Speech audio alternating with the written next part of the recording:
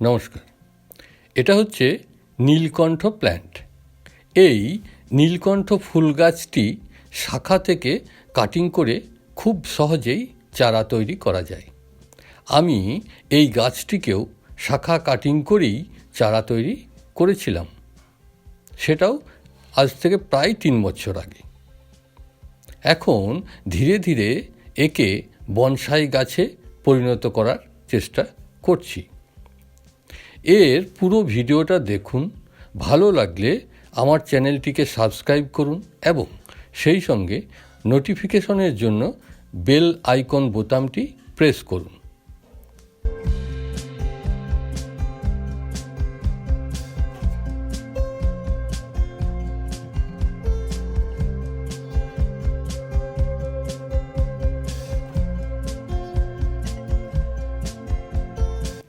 এখন একটু আগে থেকে দেখাচ্ছি।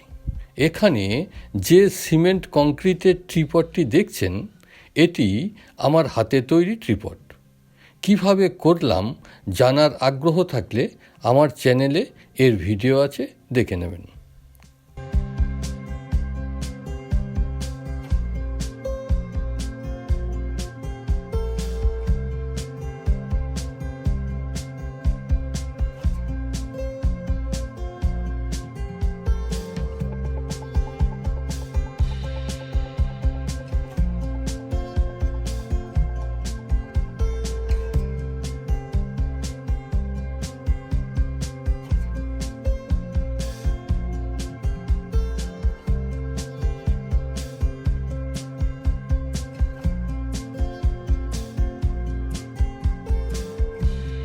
এখন যে চারাটি বসাচ্ছি, এটিকে আমি শাখা কাটিং করে চারা তৈরি করেছিলাম এবং এখানে যে সয়েল আমি ব্যবহার করছি, এটিও আমার হাতে তৈরি বনসাই সয়েল।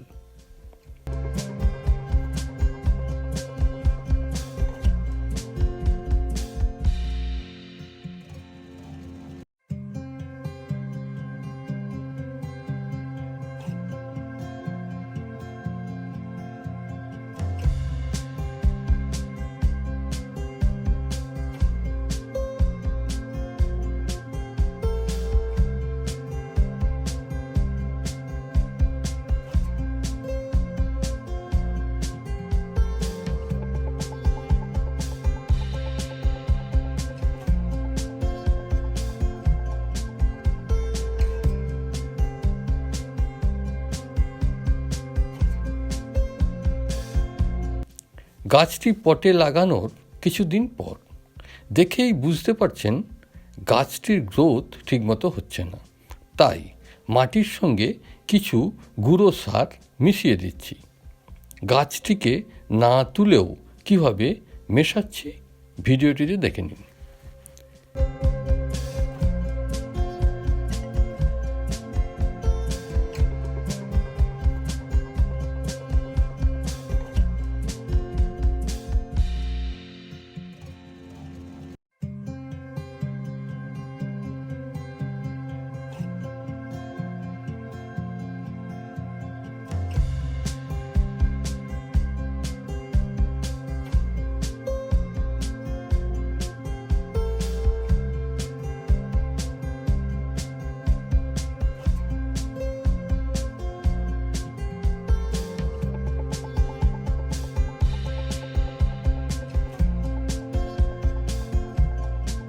এগুলো হচ্ছে আমার বাড়িতে তৈরি কম্পোস্ট সার।